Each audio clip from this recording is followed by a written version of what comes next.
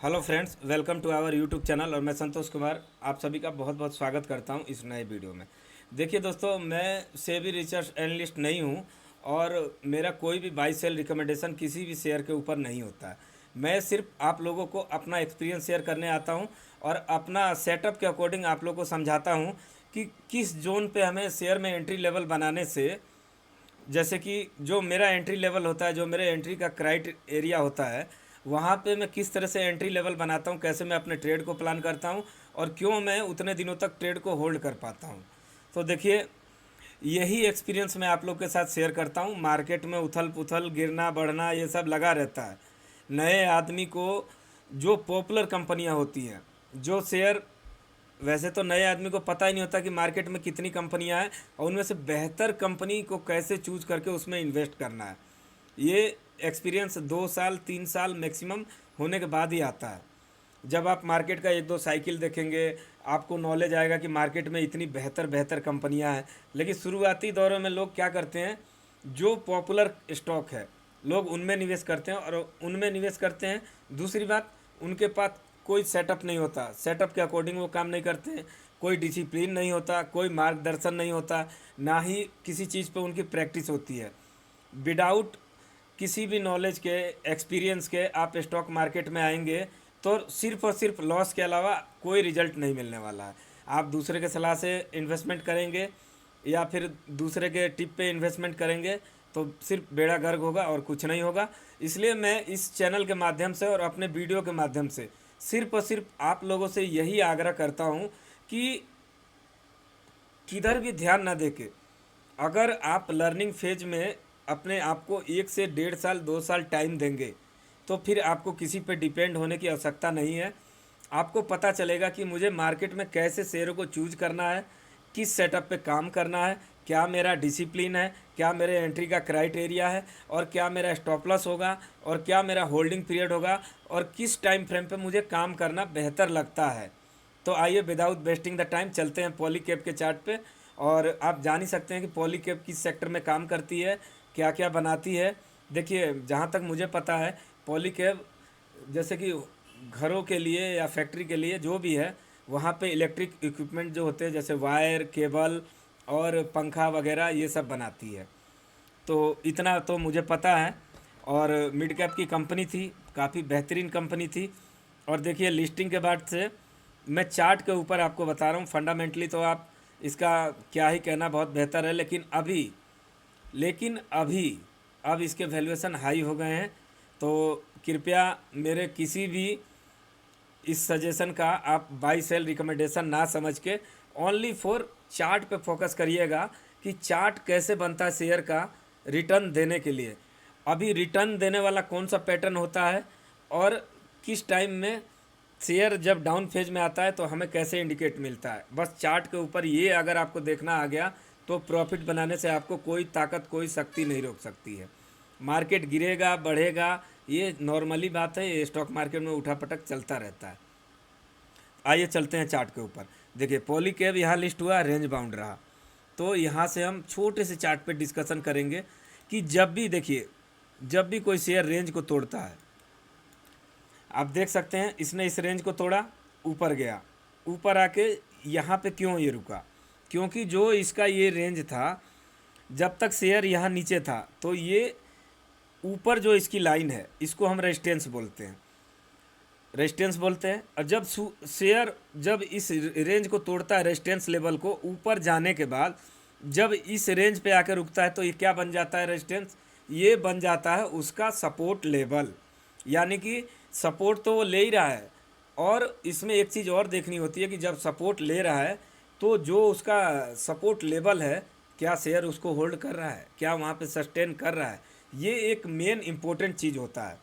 Share यहाँ पे hold किया और फिर इसने यहाँ से एक तेज़ी बनाई, धीरे धीरे धीरे धीरे इस रेंज को ब्रेक किया। रेंज को ब्रेक करने के बाद 3-4 हफ्ते यहाँ पे कंसोलिडेट किया, ऊपर गया, शेयर में थोड़ी सी पैनिक आई, शेयर आया नीचे, रिटेस्ट किया। लेकिन क्या कभी इस जोन को तोड़ के नीचे आया? तो यहाँ पे एंट्री का जो क्राइटेरिया है वो ये लेवल होता है, मिनिमम 1196 रुपये, 1196 रुपये, ये जो लेवल है एंट्री का है। आपको स्टॉप लॉस कहाँ निर्धारित करना है?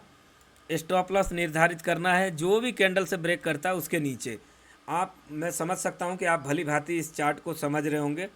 अब लोग क्या करते हैं, जो नए आदमी होते हैं, जब उनको दिखता है कि यार पॉलीकैब का शेयर एक हफ्ते पहले देखा था 1100 था, या एक महीने पहले या 2 महीने पहले देखा था 1100 का था, और यार 3 महीने में वो शेयर यहाँ चला गया 3,500, ले लेता हूँ यार।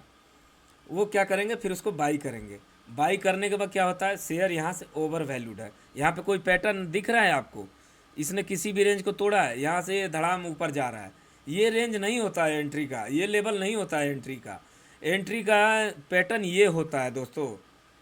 लोग यही गलती करके ज़्यादा मिस्टेक करते हैं। यहाँ पे डू एंड डाई वाला सिचुएशन होता है। मेरा इस शेयर में एंट्री लेवल ये होता, उसके बाद अगर मैं कहीं प्रीफर करता तो फिर मैं इस जोन को प्रीफर करता, जो कि ये जोन है। आप देखिए, जो पैटर्न इसने यहाँ बनाया वही पैटर्न इसने यहाँ बनाया, ऊपर जाके फिर रीटेस्ट किया। आप समझ रहे हैं इस चार्ट को? उसके बाद पॉलीकैब ने यहाँ तक की जर्नी की। उसके बाद इसमें आपको याद होगा, अगर मार्केट में आप 1-2 साल से काम कर रहे हैं तो आपको पता होगा, पॉलीकैब में एक न्यूज़ आई थी कि पॉलीकैब ने इनकम टैक्स चोरी किया, ये वो। और यहाँ देखिए कितना बड़ा रेड कैंडल आया और यहाँ पैनिक सेलिंग हुई। तो चलते हैं यहाँ भी और देखते हैं कि यहाँ पे क्या हुआ। यहाँ अगर हमें जैसे इस शेयर में, गिरे हुए शेयर में एंट्री बनानी थी, देखिए इसने बेस बनाया, टाइट रेंज कंसोलिडेशन का ये जो बेस बनाया। गिरने के बाद शेयर यहाँ इस जोन पे सपोर्ट लिया था, वो भी मैं आपको ड्रॉ करके बता देता हूँ। देखिए मेरा इंटेंशन सिर्फ इतना है कि आप चार्ट देखना सीखें। थोड़ा ऊपर नीचे 5-10 रुपये का लेवल होता है दोस्तों, उससे मेरे को कोई फ़र्क नहीं पड़ता। मार्केट अभी भी तकरीबन 2,500 पॉइंट निफ्टी मेरे हिसाब से गिरी हुई है। मैं उतना परसेंटेज नहीं देखता हूँ, लेकिन अभी तक मैंने सिर्फ एक शेयर को, स्टॉप लॉस मेरा हिट हुआ था, मैंने उसको तुरंत आउट किया। मैं स्टॉप लॉस में मेरा कोई इमोशन नहीं होता है। मेरा स्टॉप लॉस हिट हुआ, तुरंत काट के बाहर हटाओ, क्योंकि मार्केट का रूल है, अगर छोटा आप नहीं देना जानेंगे तो बाद में बड़ा देना पड़ेगा। इसके लिए स्टॉप लॉस हिट होता है, विदाउट वेस्टिंग द टाइम उसको तुरंत काटिए। अब यहाँ पे देखिए, इसने रेंज बाउंड टाइट कंसोलिडेशन किया 4-5 हफ्ते, और यहाँ से इस रेंज को ब्रेक किया, ऊपर गया, नीचे एक कैंडल बनाई, रीटेस्ट किया इस जोन पे 4,560 के थोड़ा सा ऊपर ही था। तो ये एक एंट्री का क्राइटेरिया हो गया। अगर यहाँ भी मिस हुआ, ये देखिए यहाँ भी आप चार्ट को समझ लीजिए, इस बढ़िया कैंडल के साथ ब्रेक किया, दूसरी कैंडल बनी, रीटेस्ट किया, यहाँ से यहाँ तक की जर्नी की। अब यहाँ पे एक सेटअप बन रहा था, लेकिन सेटअप एकदम फेल हो चुका है। ये जो सेटअप बन रहा था, इसने ब्रेक किया, लेकिन इस कैंडल के ऊपर इसने कोई कैंडल नहीं बनाई, रिजेक्शन आ गया, और ये अब नीचे की यात्रा पे अग्रसर है। अब हो सकता है इस रेंज पे आके रुके या किस रेंज पे आके रुके, वो मैं नहीं देखता हूँ। मुझे सिर्फ ऐसे पैटर्नों पे काम करना है जो नीचे के तरफ से भी या डब्लू का पैटर्न बनाते हैं।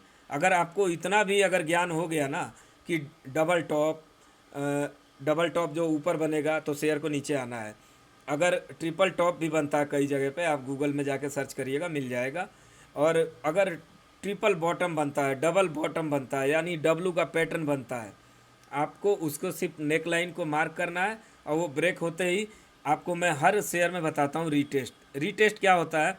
रीटेस्ट का मतलब होता है, मैं यहाँ आपको फिर इस वीडियो में समझा देता हूँ। देखिए शेयर ने ये बेजिंग पैटर्न बनाया, एक तरह से एक पैटर्न बनाया, आप ध्यान से देखिए, डब्लू पैटर्न बनाया। थोड़ा उबड़ खाबड़ है, लेकिन घी का लड्डू टेढ़ो भला, हमारे भोजपुरी में एक कहावत है, और मैं बिहार से बिलोंग करता हूँ, हालांकि रहता बेंगलोर में हूँ। तो देखिए यहाँ डब्लू पैटर्न टाइप का बनाया। अब इस पैटर्न को 1 मिनट में मैं आपको समझा देता हूँ। यहाँ जब शेयर गिरा, एक बार इसने ट्राई किया, यहाँ 3 कैंडल से ट्राई किया, 3 बार इसने ट्राई किया, लेकिन रिजेक्ट हुआ। फिर यहाँ अपने रेजिस्टेंस के पास ये एकदम सेंध लगा के घूमता रहा, कई बार मल्टीपल टाइम इसने यहाँ पे ट्राई किया, ब्रेक किया, ब्रेक करके ऊपर आया रीटेस्ट करने। रीटेस्ट यही बोलते हैं कि शेयर अगर ब्रेक करता है तो ऊपर जाने के बाद कुछ पॉइंट यानी 20-30% ऊपर जाके रीटेस्ट करने आएगा ही आएगा। हर शेयर में तो ऐसा नहीं होता है, लेकिन 100 में 95 शेयर ऐसा ज़रूर करते हैं। ये आपको सिंपल सी स्ट्रेटजी है, सिंपल सा पैटर्न है। अगर ये दिमाग में बैठ गया तो आप समझ लीजिए कि ट्रेडिंग में मास्टर बन गए। लेकिन इसमें शेयर का अर्निंग ग्रोथ भी बहुत इम्पोर्टेंट होता है।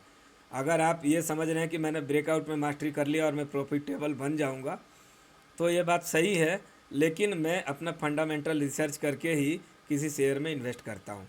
तो मैं समझ पा रहा हूँगा कि आपने चार्ट को भली भांति रूप से समझा होगा, और मेरा प्रयास इतना ही रहता है कि किसी भी जो पहले के शेयरों ने अभी अच्छा मतलब कि गेन दे दिया है और वो करेक्शन फेज में है, तो नए बिगनर्स लोग उस वैल्यूएशन पे जाके ना फंसें और इन पैटर्नों पे प्रयास करें। अभी मार्केट वैसे ही ख़राब है, तो हमारे पास कुछ चारा है नहीं सिवाय प्रैक्टिस करने के।